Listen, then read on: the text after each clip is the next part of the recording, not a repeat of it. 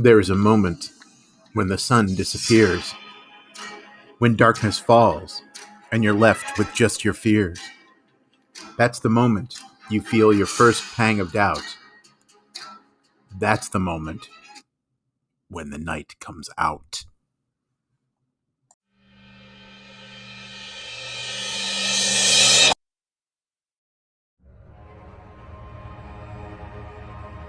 Episode 4. We Can See You. There's nothing quite like finding something special at an estate sale or garage sale. Hidden amongst the junk is often some small treasure. However, each thing that touches another person carries a little bit of each person with it. Most of the time, it's a good story or some interesting history. Sometimes, if you aren't careful, these things can bite. This is especially true if you browse the items when the night comes out.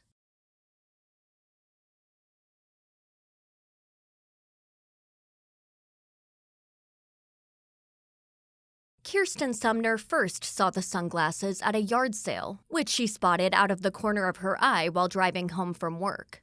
Although she worked as a high-priced lawyer for a prestigious firm downtown, there was a part of her still the college student looking for bargains. She loved spending her free time looking for sales and hunting through bargains to find hidden treasures. This particular sale had not been listed in the local paper this morning. Kirsten always checked online for ads too, and this one wasn't there. If there was a home along the way of her commute back to the burbs, Kirsten knew about it. This one was just a sign stomped into the soft earth of a street corner intersection. It flashed in her periphery and then gone. Kirsten slammed on the brakes and made a U-turn which somehow did not cause an accident. She was back at the block with the sign a moment later. The sign was a simple white with yard sale handwritten on it in magic marker. Kirsten turned left and headed down the quiet street. She had left the city proper about 10 minutes ago. This was the suburbs too, but her own home was still another 20 minutes further west. These were standard-issue subdivision homes, each one looking like the one next to it. Gray rooftops, white siding. The street went down 2 blocks, then ended in a cul-de-sac. The house in the general center of the loop at the end was where the yard sale was. At first glance, it looked very standard to every other yard sale. There were tables set out on the sloping driveway. The garage door was open, filled with more tables containing more items from within the house. This sale had tables extending into the front yard. Most of it looked like clothes, but also old vintage pieces of furniture. This gave Kier the idea there were other vintage items to be found, perhaps something to add to her collection, maybe a few records. Kirsten felt the rush of excitement she always got when she arrived at a sale, the thrill of the hunt. When she stepped out, the breeze caught her. The wind sliced through her legs and up her skirt. It was the end of the summer, the very first day where fall made itself known to the rest of the world. The sun was still high above the rooftops, but it wouldn't last much longer. Normally, this meant there would be little for her to look at on the tables. These appeared pretty bustling with items, however. "Hello there," said a voice from the garage. A woman with dark, curly brown hair waved to her from a folding lawn chair. "Thanks for coming." "Not a problem," Kier replied. She did not enjoy engaging in small talk, but this woman seemed friendly enough. "You still have quite a few items here." "This is just the first day," the woman replied. "We decided to do this pretty last minute. Looking for anything in particular?" Kier shrugged. She was the type who preferred to shop on her own and not be guided by an attendant. "I like vintage things, old records, just old stuff." The woman smiled and stood up from her lawn chair. "Shit," Kier thought. "Here she comes." "You've come to the right place," the woman said. Then she pointed over her shoulder into the shadows of the garage. "This is all stuff which used to be in my mom's house. Unfortunately, we have to move her into a retirement home. She's blind. She's a little lost in the head, so we're moving her. Right, Mom?" For the first time, Kirsten noticed there was another woman in the garage, almost buried in the shadows, sitting in an old rocking chair. The chair upon which she sat looked old, which was just the kind of item Kirsten might have liked to buy. The woman in the chair sat hunched over, barely noticeable in the shadows. She had gray hair, but it was so thin across her skull, there was white from the skin beneath more than there was hair. The old woman wore thick, dark wraparound glasses, the type of glasses old people wore when they went to the eye doctor and which wrapped around her eyes on all sides. The old woman rocked very slowly.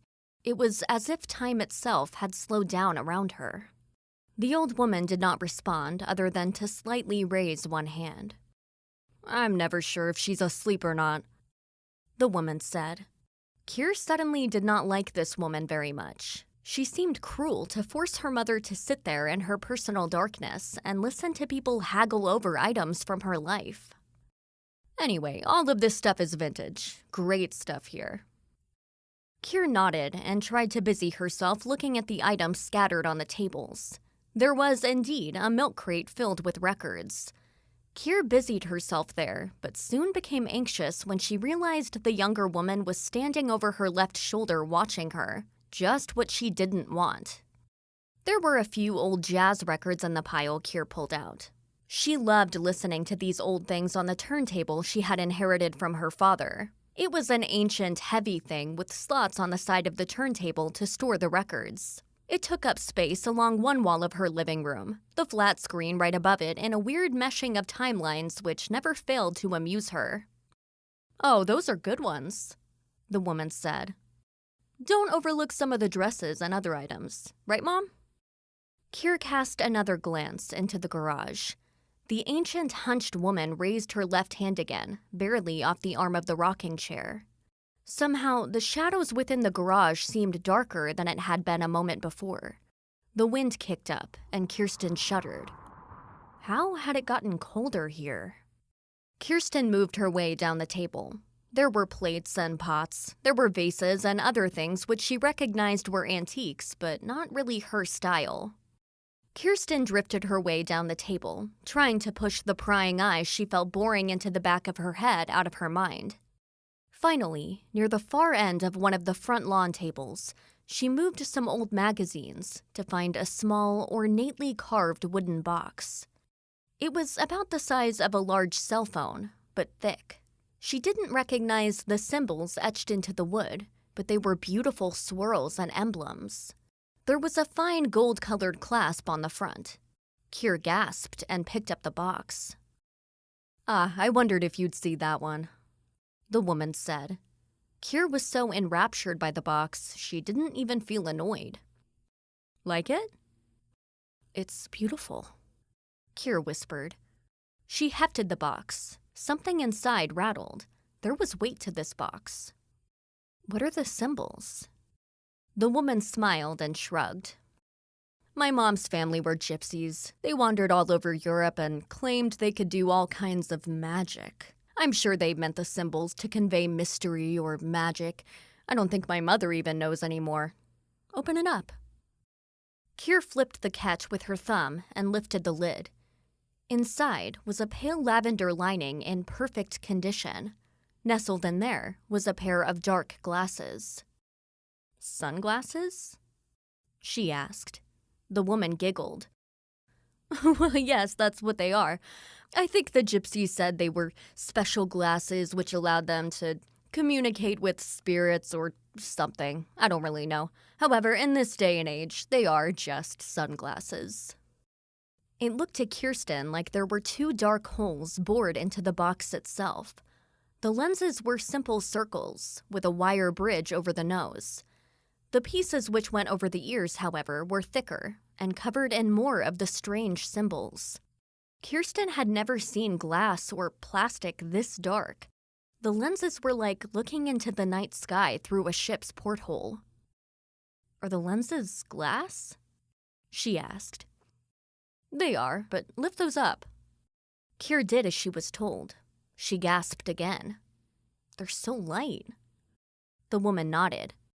"Exactly. Those are pretty old, too. Well before people wore sunglasses. My mom kept them locked away in a cabinet. When I asked her about them, she told me not to sell them, but as you can see, she has glasses of her own now. I didn't need them much. How much? Kier asked. She had to have them. It was like an itch inside her brain. She was already wondering if she could have both the box and glasses appraised. They might be worth something. Look, I like your face and all of this stuff must go, the woman said. How does 75 sound? How about 50? Kier countered. 70? Done. Kier reached into her purse and came out with the cash. The woman counted and returned to the garage for a moment. While she was there, Kirsten heard her talking to her mother. Her mother's voice grew louder to where she could hear the woman talking but not make out the words. Eventually, the woman came back, the smile back on her face, but there was something strained behind it. She held cash up in the air, held in one hand. Here's your change, she said. What was your mother saying? Kier asked. The woman waved her hand in the air as if swatting flies. Nothing. She's old. She's full of weird ideas. As you might imagine, she's not too happy about the sale. Kirsten took the change and put it back into her purse. Then she paused, picking a few records out of the bin. I'll take these too, she said, and handed more cash over to the woman. Thanks for stopping by, the woman said. Remember, we're here tomorrow too, if you happen to be driving by. Kirsten smiled and nodded, but her mind was already drifting. She held the albums under her right arm, and the box with the sunglasses rested in the palm of her left hand. There was something weird going on with the box. It felt slightly warm, and she sensed strange tingles coming from her palm. She was sure it was all psychological, the thrill of a new purchase. However, it also unsettled her. Be careful. Kirsten stopped just as she was about to get into the car, unsure of who said the words. When she turned around, she saw the old woman with the wraparound glasses was now standing. Pardon? Kirsten called back. Be careful with those, the woman called, her voice thick with some unidentifiable accent. They will make you see things. Kirsten felt the tingles from her palms run down her spine to the bottom of her feet. The woman who had taken her money looked distressed, and she quickly turned around and ran to her mother. Kirsten couldn't hear what they were saying, but it was very animated, and the woman appeared quite angry. Kier wondered if she might need to put the sunglasses back and just take off with the albums. Then, deciding the old woman was crazy and all of this was just some weird domestic thing, she got into the car. A moment later, she was back on the road and headed home. A few minutes after, she had completely forgotten the strange women and the warning. That night, Kirsten had troubled dreams. Dreams where creatures, little more than shadows with glowing eyes, tried repeatedly to reach for her. The old woman from the garage sale was there too, but she was trying hard to get through these shadow people. Kirsten got the feeling the woman was trying to help her, fighting off the shadows, but there were too many of the shadow people. Kirsten did not wake up drenched in sweat, but she did not feel well rested when she awoke for work the next day. The next morning, she got dressed, drank lots of coffee, and had a light breakfast to try and wake up. However, she still felt more like a zombie than a person when she got into her car and drove off.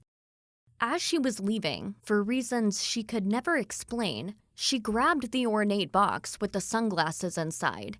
She didn't even realize she had done so until she reached her office. Kirsten stared at the box for a while when she got to her destination. Why had she brought this? She had sunglasses, and she hadn't needed to wear anything to block the sun this morning. Kirsten peered up into the sky through the windshield and saw only gray clouds and spatters of rain. Shrugging it off, Kirsten left the box in the center console compartment. The rest of the day was a blur as she worked with multiple projects, keeping her mind active. Only once, during the afternoon, about the time 2 o'clock came around, did she feel the exhaustion from lack of sleep crash down. She had just ended another meeting and sat in there as the rest of the team left, looking out the window. The clouds had fled, and there was blue sky, bright sun. She would need her sunglasses on the way home, she mused. Her regular glasses, though, not the odd, bizarrely dark ones she had purchased at the garage sale. The rest of the day was a bit of a slog. By the time the end of the day came, Kirsten was ready to get out of the office. Thoughts of curling up on her sofa or just going to bed filled her head as she left. "Hey, Kier, doing anything fun for the weekend?" Dale, her friend and coworker, asked as she packed up for the day. Kirsten had completely forgotten it was Friday. How did one lose track of such a thing? "Nothing really," she said. "I visited a yard sale yesterday and got some new records. I'll probably sit around in my sweats and listen to music on my turntable." "What is it with you and the old records?" Dale asked. "At your age, you should be out doing pub crawls or something." "Pub crawls?" she replied with a laugh. "Do they even do those anymore? Show your age more, Dale." They laughed. "Do you ever find anything worthwhile at your sales?" Kier shrugged. "Well, sometimes you find something worth a bit of money. At the sale yesterday, I picked up these sunglasses. Supposedly really, really old sunglasses. Get this, made by gypsies." They laughed again. "I don't know if the glasses are anything," she continued, "but they look a little weird. The box they came in is ancient and ornate, so that has to be worth something."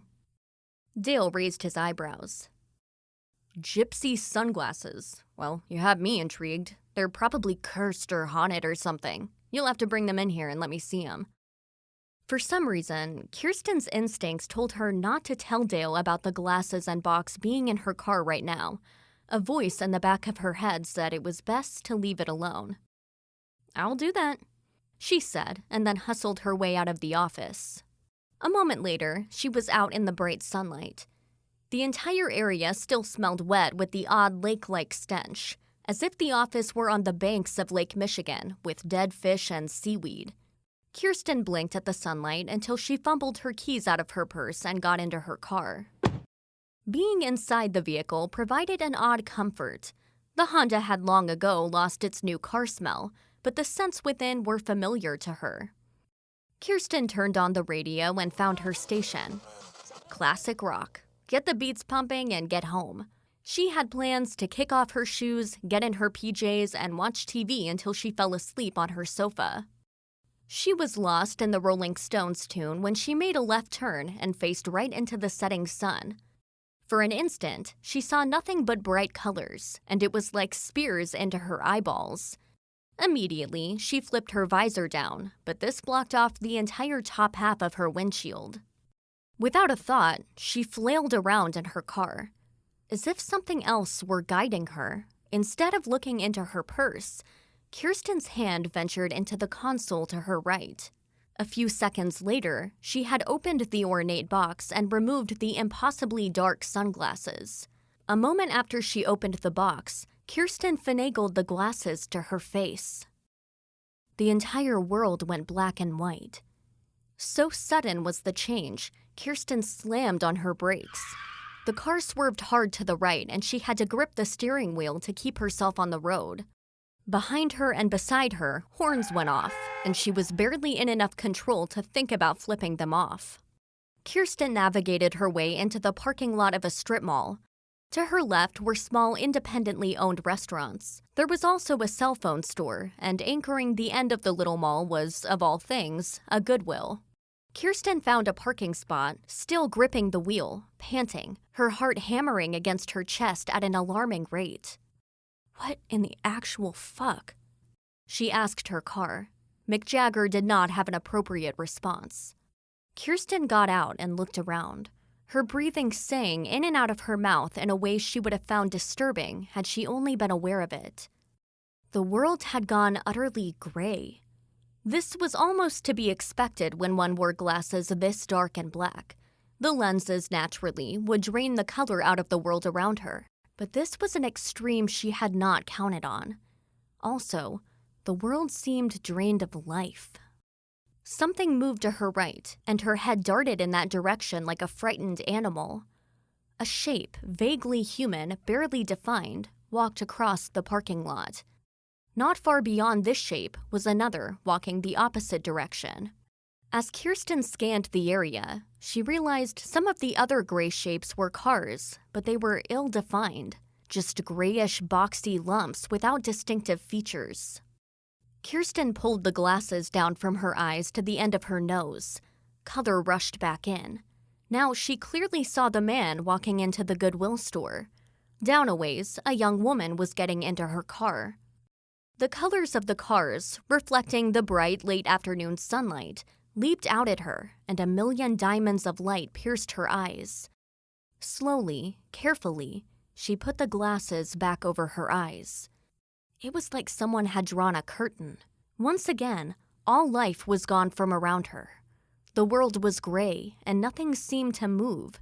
Even the man heading for the Goodwill, now just a grayish shape again, moved slower than he had been when she looked at him in the light. Shivers ran up and down Kirsten's spine. Something else caught her eye.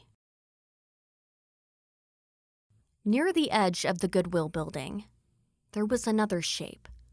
This one was also vaguely human, but much darker than the shapes of the people walking through the parking lot, going about their day like things were normal. This shape did not move. It was just there, as if watching. Suddenly, without warning, the shape shifted. 2 bright pinpricks of light shone out from the top of the shape's head and stared right at Kirsten. She gasped and took a step back. Then she moved her glasses down to her nose once more. The light shot through the back of her head like a bullet, and she squinted. When her eyes cleared, she stared at the spot where the shape had been, but she saw nothing, just shadows and sunlight. Somewhere, birds were chirping away merrily. "What the hell?" she whispered. More people walked through the parking lot. 2 young men standing near a parked car talking suddenly burst out with laughter. Kirsten raised the glasses again. She cried out. The darker shape with the bright pinprick eyes was around the corner and standing away from the building. She could make out the legs and the shape of arms hanging at the side. It was staring right at her.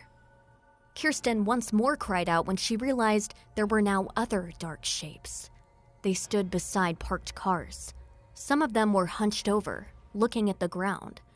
There were maybe a dozen of these shadow figures, all of them at least 100 yards or more from where she stood. The one staring at her intently was the most disturbing. Kirsten turned her attention to this one in particular. Slowly, the shadow figure raised its right arm. She could see no discernible hand, but she got the very certain feeling this creature was pointing at her. One by one, the other shadow people in all of their various positions and locations turned their lumpy heads towards Kirsten. Each of them had intense white glowing eyes. She could make out no other features from this distance, just the eyes. They moved with insane slowness. It was nearly impossible to tell when they were moving, but soon, the ones hunched over stood tall. The others facing away from her now faced her. "What are you?" she asked. The shadows did not reply. Kirsten felt fear from the core of her being and through her chest. These beings may have had no features other than the eyes, but she felt intense hostility. "What are you?" Kirsten yelled.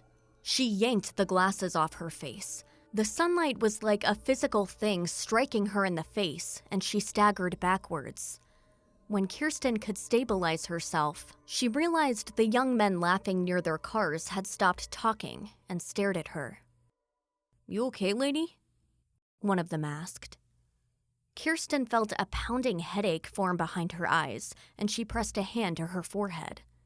The other hand, still clutching the glasses, she held up toward the young man who asked her the question.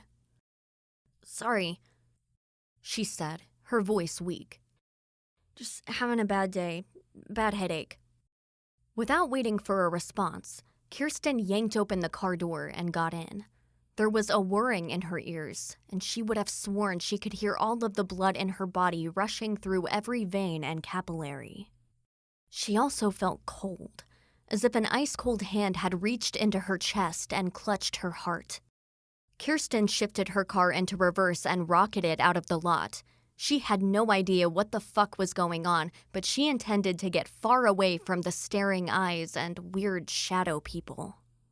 Her head throbbed the entire rest of the way home. She deliberately took a long route to avoid the street with the yard sale. She had no desire to run into gypsies or their fucking gypsy shit on tables. Not today. By the time she got home, she had convinced herself she had imagined the entire thing. The human mind could only handle so much, and she was certain it was some kind of breakdown. Maybe she was getting a migraine. Did migraine sufferers get hallucinations? She thought she had read about it somewhere. The subdivision in which she lived was comprised of townhomes clustered in groups of 4. There was a garage for each, short driveways, then a kind of shared driveway for 2 homes on one side, then 2 townhomes on the other side. At the far end of the communal driveway was an area for additional parking, and this was where Kirsten parked her car. Her garage was full of too much shit for her to use as a place for her car. She cursed herself for not clearing it out. She'd have to walk about 15 feet to her door. Kirsten sat in her car for a moment and stared out the windshield. There was no one around. The sky was turning amazing colors, and the air was getting cooler. She sighed. There was tension in her shoulders, and her heart pattered against her ribcage. Had anything she had just seen been real? The implications if she had seen those creatures was terrifying, but the thought she had snapped her twig, gone off the deep end, was equally terrifying. They were just glasses, she thought. There was nothing weird or mystical about them. They were not gypsy cursed or any of that nonsense. Just very dark, perhaps ancient glasses. Hell, the woman was probably just yanking her chain anyway, and they weren't really all that old. Kirsten had to prove it to herself. She grabbed the box on the seat next to her and opened it. There they were, just glasses. Again, the thought she was looking at 2 deep holes in the world itself flashed into her mind. The lenses like some portal into another reality. She felt as if she put one finger on a lens, her finger would vanish through it a bit at a time. Pushing thoughts of portals out of her head, she removed the glasses, extended the arms, and carefully placed them over her eyes. Instinctively, as if she might be struck, Kirsten reached for the door handle. She stepped out cautiously, quietly. When she was standing in the open driver's door, she opened her eyes. As soon as she did so, Kirsten had to steady herself. Just like before, the world appeared gray and drained of color. The houses were gray shapes missing any detail. The grass, trees, lights, front porches, the parked cars were all indistinct and without life. No, she muttered. Kirsten stepped forward. She could make out obstacles in her way as she walked, but not discern what the object was. Was this a bush? Was that a fire hydrant? They held their vague shape, but it was hard to know when the world went from vibrant technicolor to black and white. She made her way to the end of the communal driveway, then scanned to her right. She looked down the road toward the rest of the houses. "Oh no," she whispered, the terror so great in her heart she could barely speak at all. Around the edge of the houses, about 2 blocks away, she saw more dark shadows, each of them with bright eyes. They stared at her mostly, but a few of them looked into the windows of the houses. Some of them appeared in the windows, as if something had let them into the homes. "Oh no," she repeated. One, far away down the road, appeared to look right at her. Once again, this vaguely human-shaped thing raised its arm. It pointed directly at her. The others in the neighborhood who had not been staring turned their heads and looked at her, their eyes shining. Bright white daggers stabbed into Kirsten's face. "Who are you?" she asked, her voice barely a whisper. "What are you?" One by one, the shapes seemed to get taller, as if standing up from crouched positions. They all raised their arms and pointed at her. Their eyes glowed brighter, becoming almost blinding despite the glasses. "What are you?" Kirsten cried again, this time much louder. "What are you? What are you?" When the hand fell on her shoulder, Kirsten screamed. She whirled around, and when she did, the glasses slipped off her face and tumbled into the grass.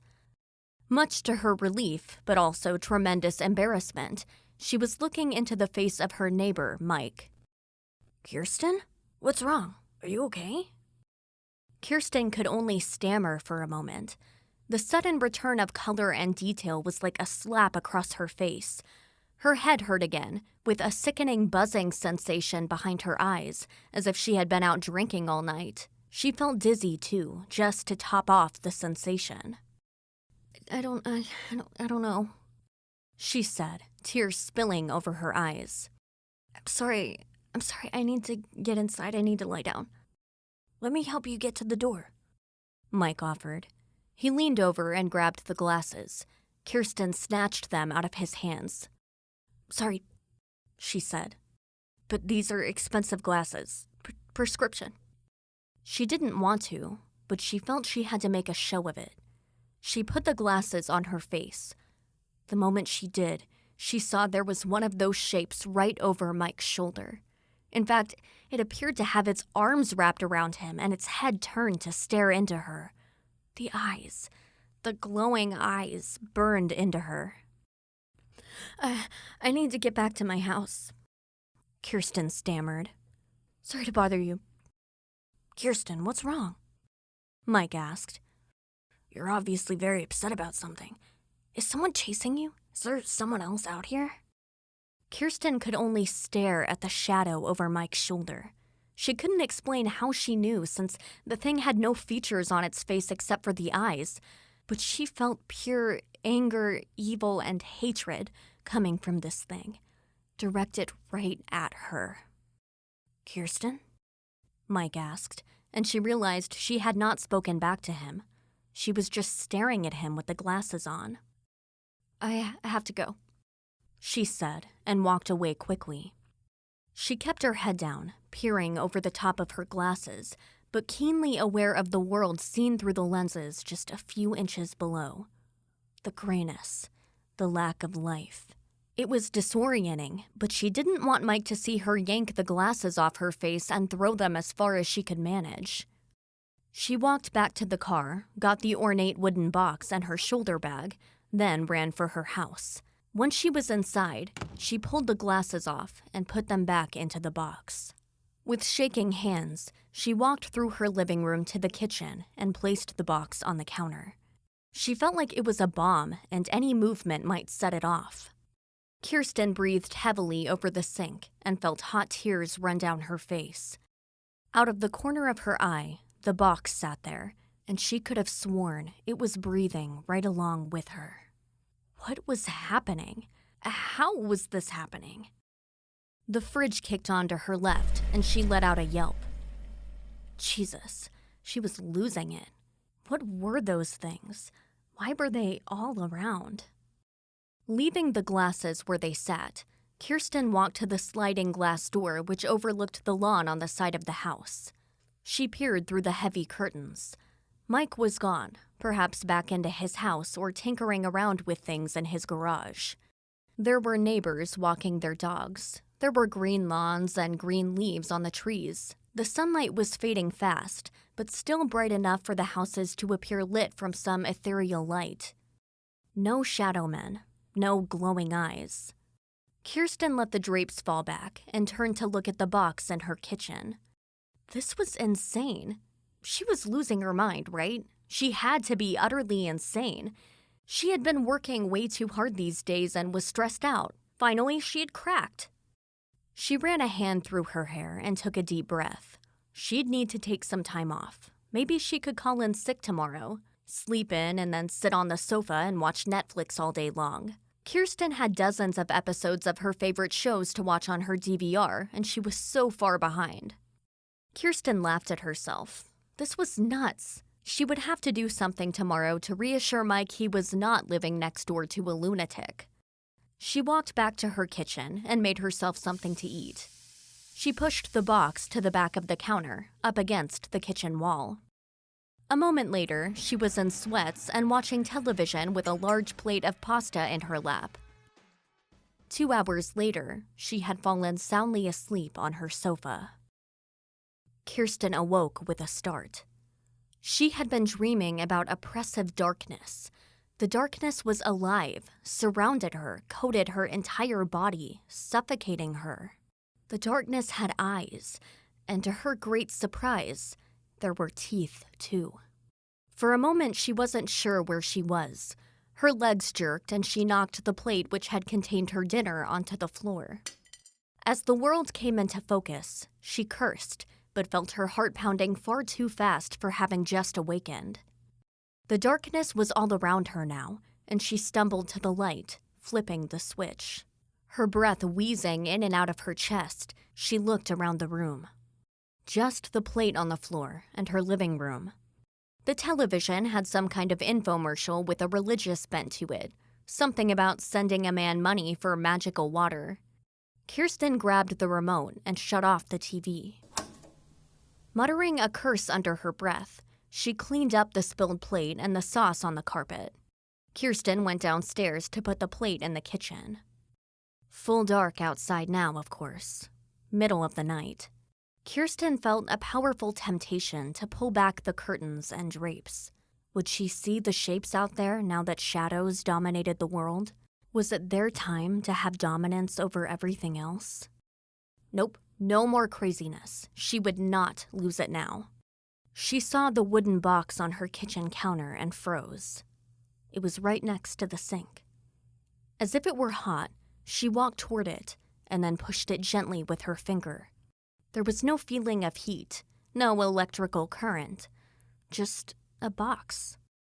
Kirsten felt some relief. She rinsed the plates and left them in the sink. She could put them in the dishwasher in the morning. When she turned around, she felt her breath catch in her throat. It was as if she had forgotten how to breathe. She clutched her chest as if trying to hold on to the last bit of air inside her lungs. A while ago, Kirsten had purchased a small whiteboard to put on the fridge. Just a little thing to make shopping lists or jot down notes. Even though she no longer had a wall phone in the kitchen, she often took calls there and could make notes while talking. It held a small, thin blue marker on a string, which could be snapped into a holder to keep the marker by the whiteboard's side. The marker hung by the end of the string. The cap lay on the floor at the base of the fridge. The tip of the pen hung down, pointing at the floor, swinging and turning at the end of the string. It was as if a breeze blew through, or someone had just dropped the marker after using it. Although the marker itself was terrifying enough, it was the whiteboard which terrified her. Someone had written on the whiteboard, in shaky, skinny, weird letters, "We can see you." Kirsten felt as if someone were squeezing her chest. Was she having a heart attack? Some part of her hoped she was. Maybe a stroke would be better. Then this would all be some hallucination brought on by the blood vessels in her brain. What are you? Where are you? Were they inside? Oh dear Lord, she thought, are they all around me right now? Suddenly, she was sure she felt eyes on her and all around. Kirsten spun in a tight circle, looking at the kitchen, the living room. Shadows all over, but nothing with glowing eyes. Then again, she had only been able to see them when the glasses were on. Did she dare? "What do you want?" she asked. "What are you?"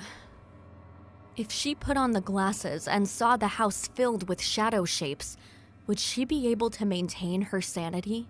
Would she just scream and never be able to stop? With shaking hands, Kirsten reached for the box and slowly opened the lid.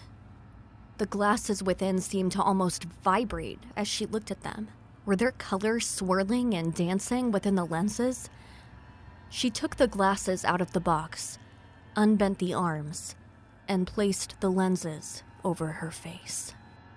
The house went gray as she suspected. Then she gasped, nearly screamed. There were 3 shapes in her house. One was near the leather chair by the sliding glass door. The other was near the fireplace. The third was right near the fridge, right behind her. All of them vague human shapes and all with the piercing white eyes. They were already staring at her.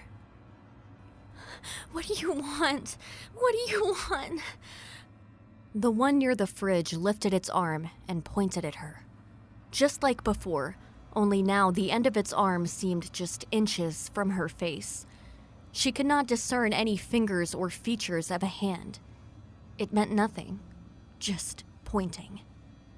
"What do you want?" "Bring us." The words appeared in the center of her skull, burning into her brain. She heard them, but she also saw and felt them behind her eyes. She whirled around in a tight circle again. Which one had spoken?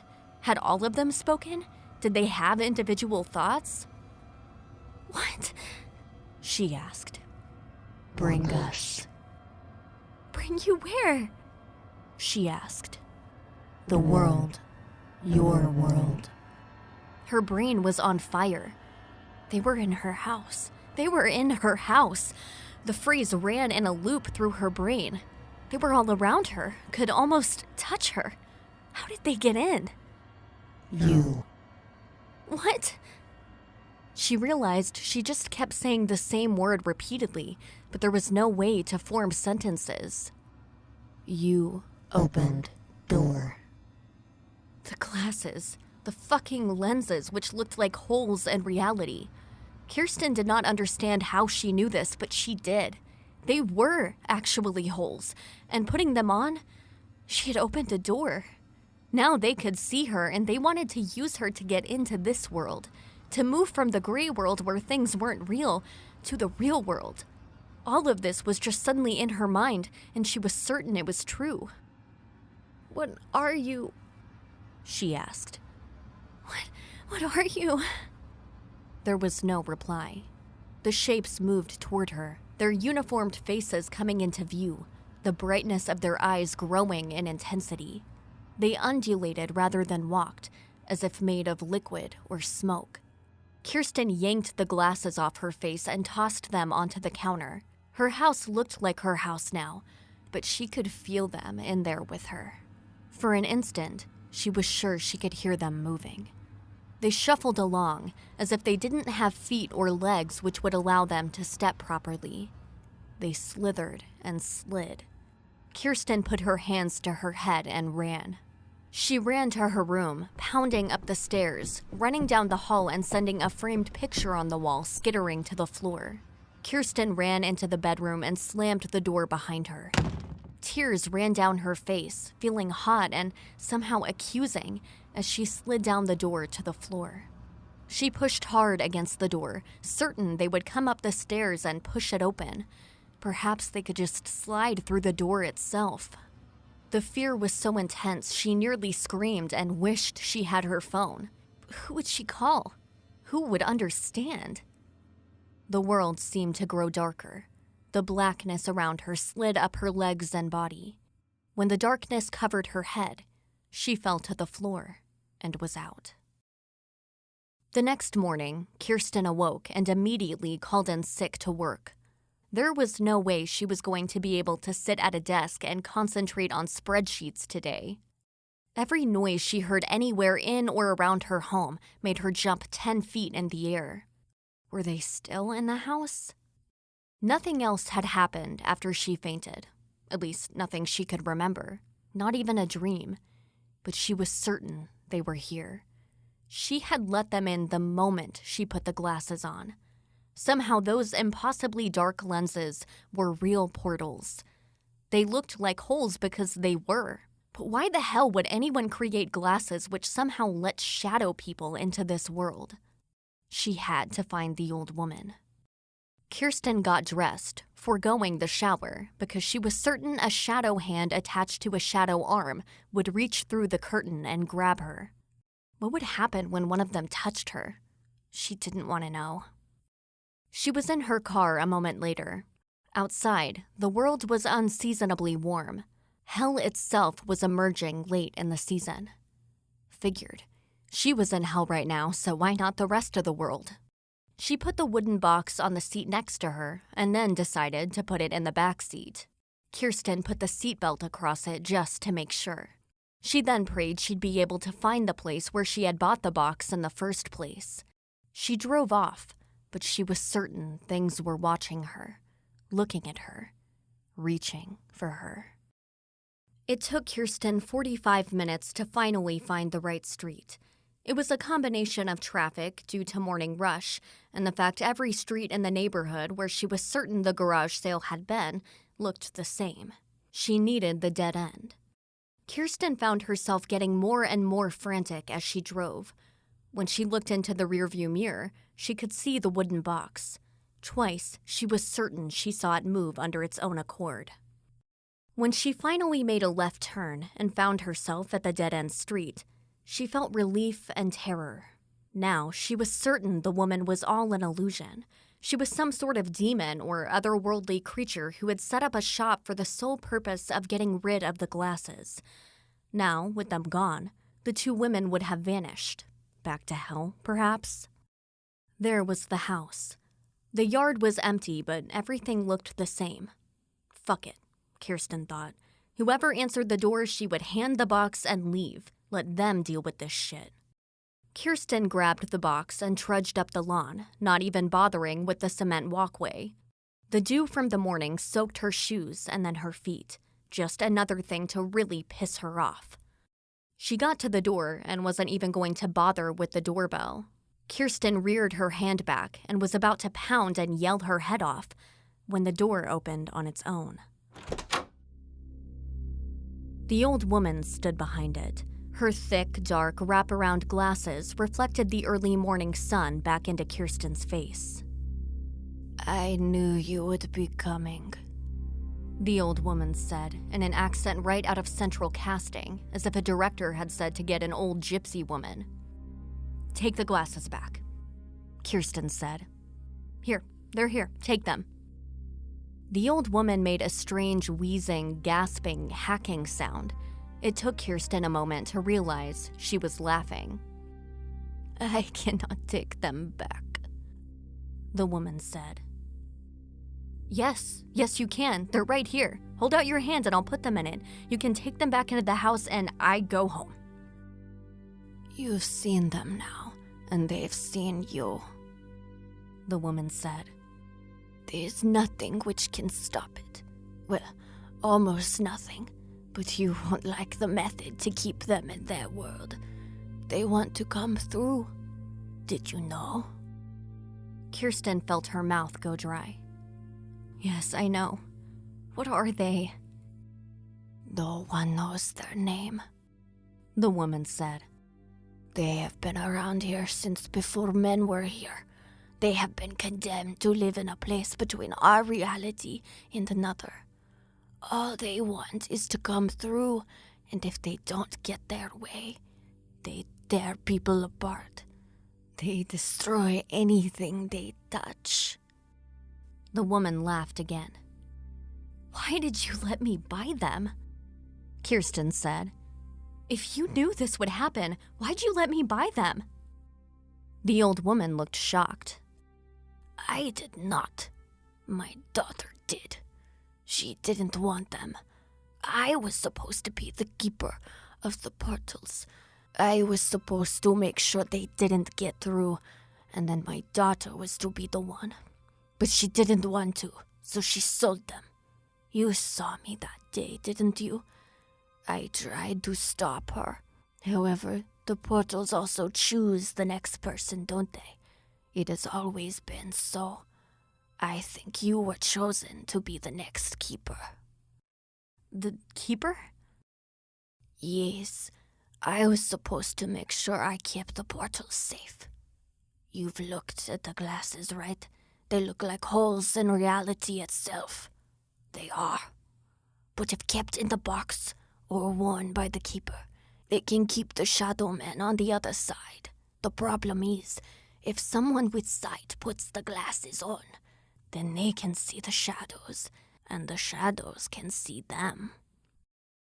I don't give a shit about this old legend, Kirsten said.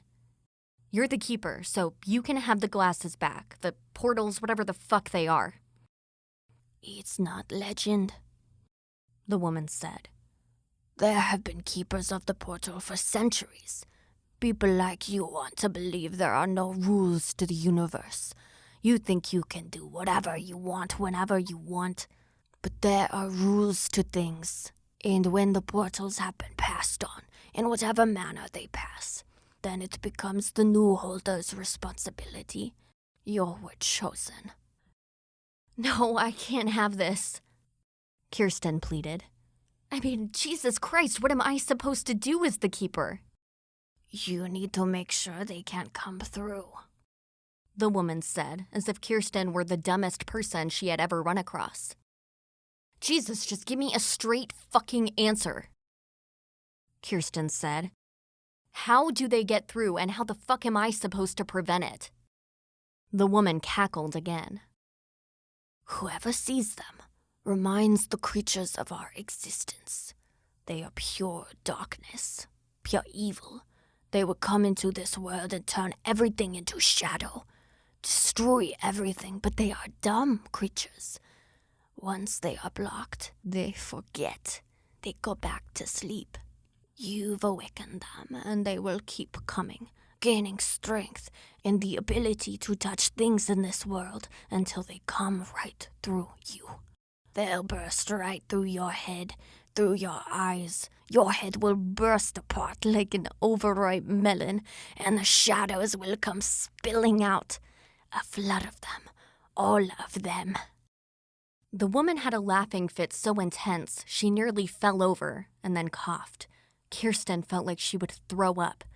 This was all nonsense, of course, right? Then again, she had seen them, and they said they could see her. Something had written on the whiteboard in her kitchen. So what do I do?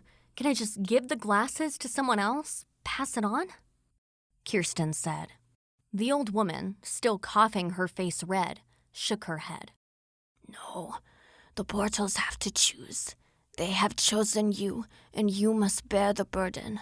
You have to stop the access. You must wear the glasses, but if your eyes are blocked, you can't see them, and they can't see you. You keep them locked away. The old woman slowly reached up to her face and pulled the wraparound shades off her face. Kirsten recoiled. There were no eyes in the woman's skull. She had only dark red pits where her eyeballs should have been. They prepared me when I was young to take over from my mother, the woman said in her mysterious accent. Held me down and got the poker ready. They made it so hot it tore my eyes out and cauterized me right up. I wore the glasses for decades until my daughter took them away. And now you have them. She refused to become the keeper. Now you woke them up. Now make them go back to sleep. Kirsten backed away, nearly fell when she reached the edge of the porch. She shook her head back and forth in a denial which had no voice. There was nowhere for her to go, and the woman laughed again, her mouth nearly toothless. They can see you, the woman said. And they're coming. Do what you need to do. Do it fast. You're crazy, Kirsten said, but the words were small in her head and barely came out via her voice. You're crazy. Kirsten turned and ran. Kirsten drove home, reaching it in minutes. Several times, she thought about pulling over to toss the box and glasses into fields or yards. However, she kept thinking about other people finding it. Perhaps a kid. Although Kirsten was not exactly the most magnanimous person in the world, she couldn't bear the thought of these hideous shadow creatures being seen by someone else. She wanted to think she was crazy and wanted to believe the old woman was crazy, but she knew what she saw. Kirsten knew what they wrote on the whiteboard. The fact remained, she believed the old woman. As crazy as it sounded, as much like some ancient fairy tale, she couldn't help but believe it was all real. You had only to put on the glasses and see the shadows with their bright, scary eyes to know they were real. They were also evil. Just a moment of being within their presence was enough to confirm their evil intent. What options did this leave for Kirsten? Kirsten reached her street and turned right. Her home was just yards away. But did she feel safe there? Just as she was about to make a short right turn and then another left into her driveway, Kirsten looked over to her right.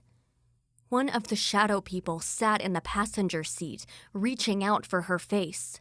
Kirsten screamed and yanked the wheel involuntarily to the left. The car went up on the curb and struck the first bank of mailboxes bolted to the ground. Her car let out a loud protest and the bank of boxes tilted crazily to the side. Kirsten pulled the wheel back to the right and the car swerved to the opposite side of the road, nearly ran up the curb. She was so terrified, her foot stomped on the gas instead of the brake, and she had to turn the wheel to the left once more to make it into the driveway. Only then did she find the brake and come to a stop in her parking space.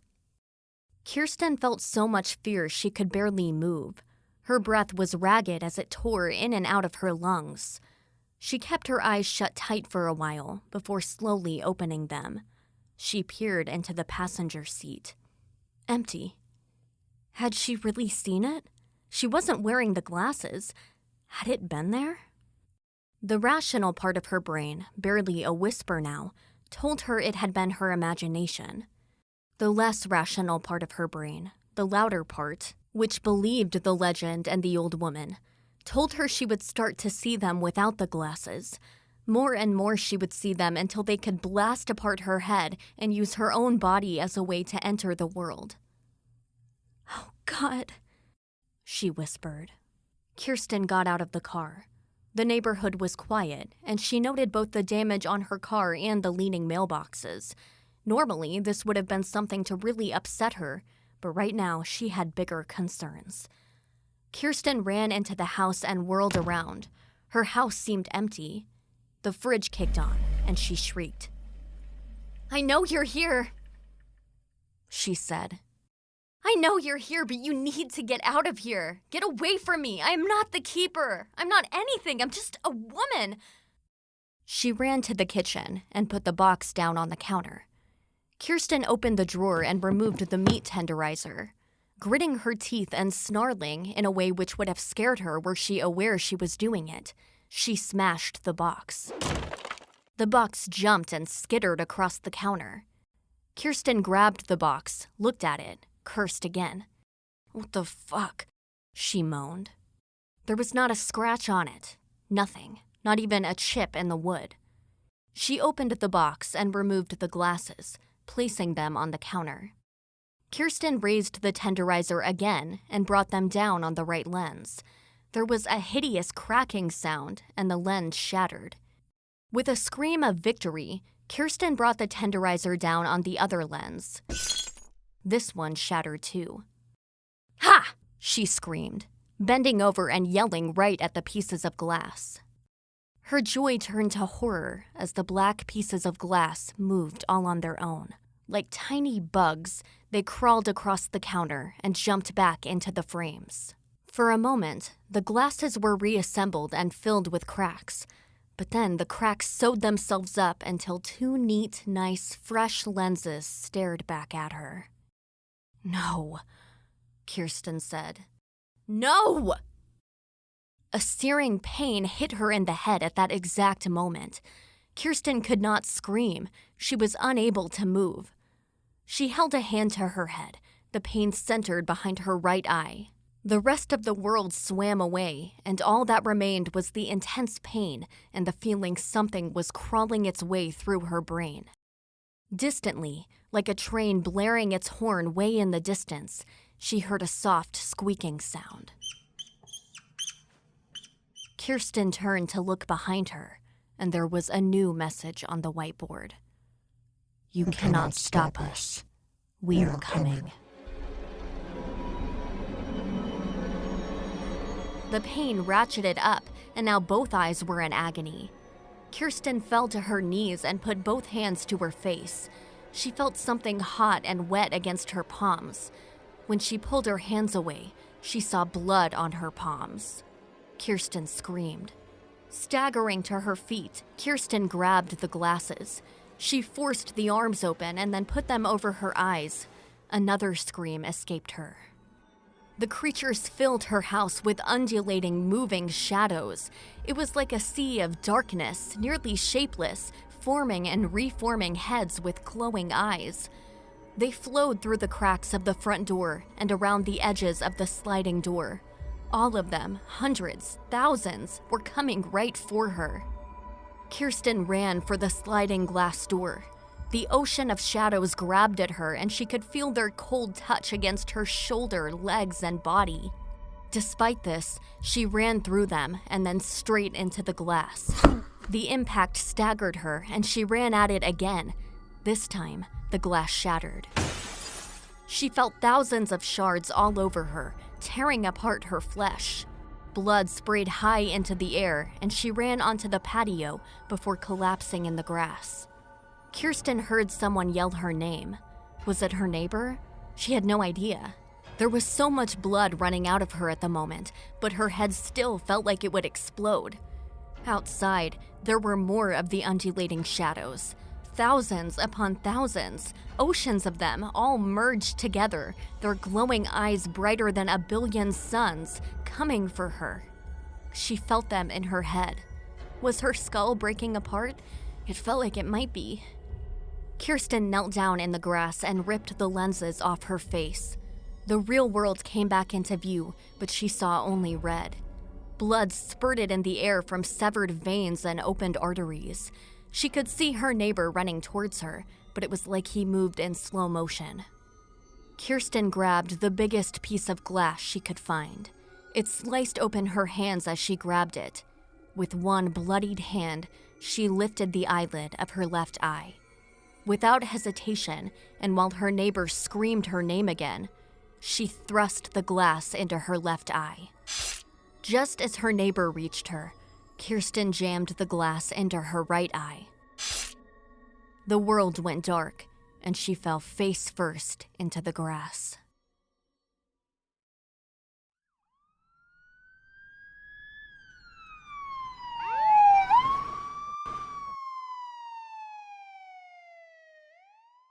Kirsten's neighbor Mike stood on his lawn speaking to a cop. He was covered in blood and shaking. Jesus, he thought. I just want to go into the house and take a shower for about 3 days. The cop was talking, but Mike could barely hear. Somehow, Kirsten did not bleed out into the grass just off to his left. There was still so much blood across the grass, and the flood of it had also stained the patio behind Kirsten. Already, the blood was turning from bright red to black. You saved your life, man, the cop said. I don't know what could have possessed her to do that to herself, but you stopped her from bleeding to death. Jesus, can't even imagine stabbing your own eyes out. Mike shuddered. Where are you guys taking her? Well, to the hospital first, of course, the cop said. Once we're done with that, she'll probably end up in a psychiatric hospital. She's obviously crazy. What's the deal with the box? Mike asked. She insisted, even as I was trying to stop the bleeding, I go inside and get it for her. She's been holding it to her chest since. Yeah, and she wouldn't let the ambulance guys take it out of her arms when they tried to work on her either, the cop replied. No clue what it all means. How can you figure out what crazy people find meaning in? All Mike could think of to do was nod. You gonna be okay? The cop asked.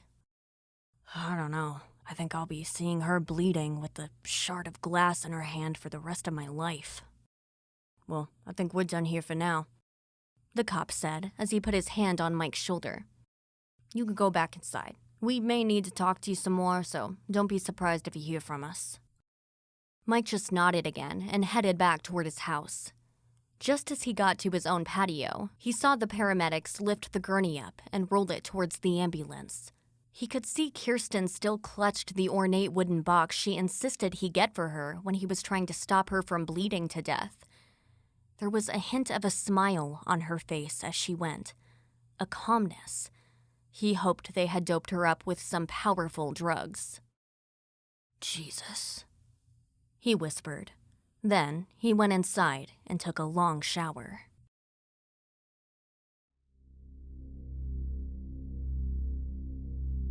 Kirsten heard them ask her questions. She said nothing. They would understand nothing. She had saved them all, but they would think she was crazy. Of course they would. Fine. Let them lock her up. Let them fill her full of drugs. She had the box. Kirsten held the ornate box to her chest.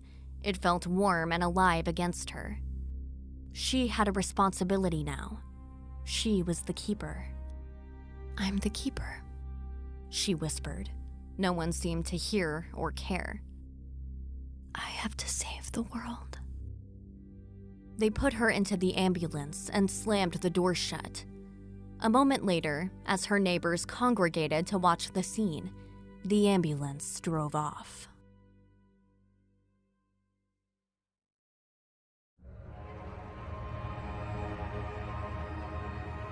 Nightmares can happen any time of day. When they come for you, sometimes the only thing you can do is close your eyes.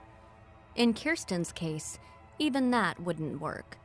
Now she can see clearly, in the place of darkness that comes when the night comes out.